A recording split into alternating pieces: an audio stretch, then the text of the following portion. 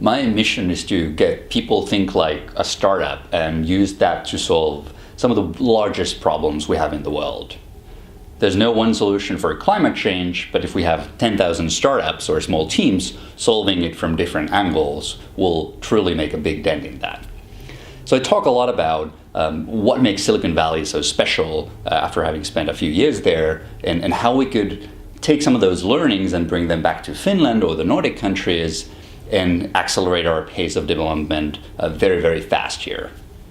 I also talk about digitalization, all the sort of emerging technologies, for example, how topics like machine learning applied to different verticals are going to change current industries dramatically. I talk a lot about what makes Silicon Valley so special and how to get teams and individuals to think like a startup and using that sort of mindset to solve large, complex problems much, much faster and more efficiently with fewer resources. Some of the other topics are digitalization, how new technologies, emerging disruptive technologies are going to change the traditional industries we have. For example, machine learning applied to different verticals is a big topic in Silicon Valley right now, artificial intelligence.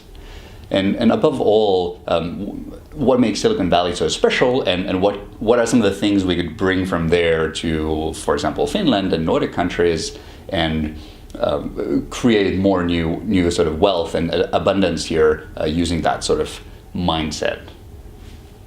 There's no one secret behind Silicon Valley. It's broadly the culture of generously helping people, so to say, paying it forward. It's a culture where failing is okay as long as you do it fast and you learn from it. And thirdly, moving very fast. Facebook has this saying of move fast and break things. Nobody knows what's going to work out.